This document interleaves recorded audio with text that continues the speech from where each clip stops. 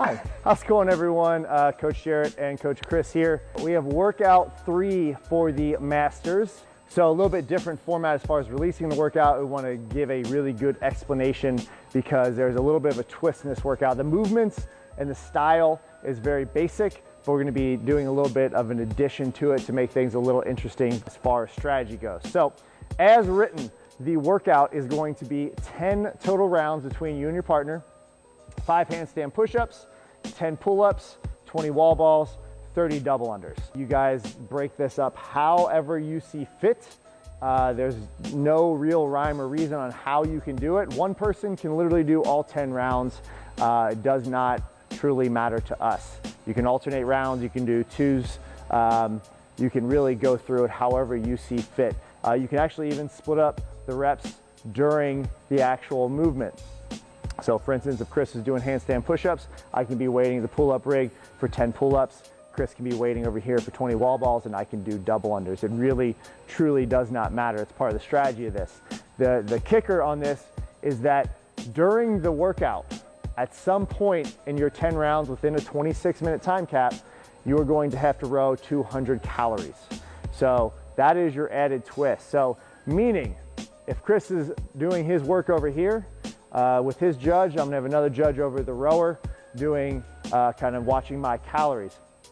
So you can do all 10 rounds, get through them as quickly as you possibly can, and then you both can row your 200 calories together. You can have one person on the rower, one person over here, and switch every round. You can switch every 20 calories. It's again, this is gonna be the strategy part of this, that you need to find what works best and what is fastest for you and your team. There's been some questions as far as scaling goes with the other movements, the other workouts. There really shouldn't be a whole lot of scaling. The other ones, it's for the most part, everyone that's doing this can squat with even a light barbell, and the belt squats should be pretty standard as far as you should be able to squat. If you can squat, you can do that, and then burpee over plates, again, pretty straightforward. So this will be really the only one that we're looking at right now that you would have to scale. So as far as scaling, there is not a scale division that you would see in other competitions. There's just the ability to scale, meaning if you can't do handstand push-ups, we're just gonna do push-ups. If you cannot do pull-ups, we're gonna do ring rows. If you can not do the wall balls as prescribed, we're gonna scale that to maybe a lighter weight. If you can't do doubles, we're gonna do single unders. The only kicker being, or the difference being, is you're not gonna be included in the final scoring for the standings. So that would be, just do your scaled workout, you just won't be included in the final standings on the RX board. So we're gonna go through the actual movements. They're all pretty straightforward.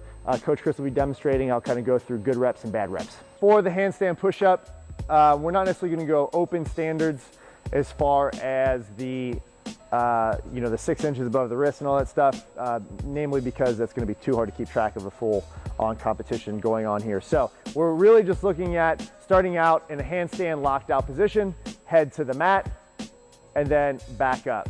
So kipping is fine, again, as long as the arms are locked out and he finishes with his heels on the wall. All right, so you can come on down, Chris. So clear no reps are going to be coming back down before the elbows are fully extended, or if he kicks up, his elbows are locked out, but his feet or his heels are not touching the wall. They both would have to be touching the wall. If one's touching, again, that's still a no rep. If we are scaling, we can go just standard push-ups. So if you're gonna go on the mat here, Chris, standard push-ups, looking for arms locked out at the top, chest, I went that backwards there. Arms locked out at the top, chest touching the floor at the bottom. If we need to scale from that, Chris is gonna go down to his knees, bring his hands forward. So again, with that tight hip, chest touching the floor and back up. All right, it's pretty straightforward stuff you would see in your normal whiteboard classes at your gym. So that would be our scaled version of the handstand, still 5 reps on that. All right, guys, so pull-ups, pretty straightforward stuff. Again, what you would normally see in your whiteboard class. So if he's locked out at the bottom of his pull-up, we're just looking for chin over the bar at the top, whether that is strict, a kipping pull-up, or a butterfly. There's nothing you haven't seen before, right? So your 10 pull-ups looking for locked out at the bottom, chin over the bar at the top. As long as we're hitting those 2 movements, kind of do what you need to do in between those. If we are scaling it, we're going to keep it to still 10 reps, but we're just going to do ring rows, and we'll demonstrate those next. If we are scaling this again, we're going to go with the ring row, still 10 reps for each round.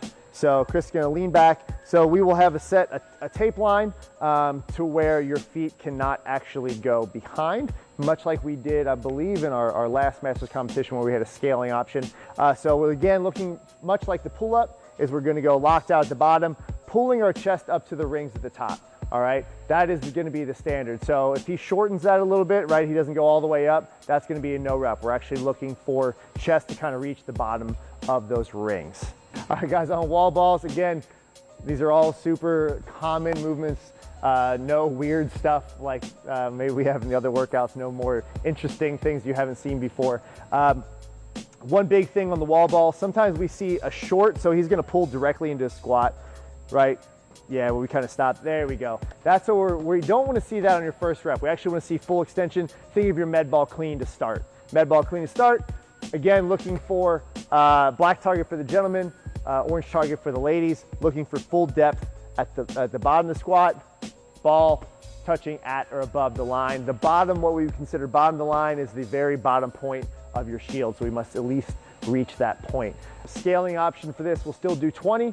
Would just be a lighter med ball, whether it's a 14 for the gentlemen or 10 pound for the ladies. And if we need to, from there, we can always go down, leave some lighter med balls if we need to. Again, scaling options, we just wouldn't put you on that final scoreboard.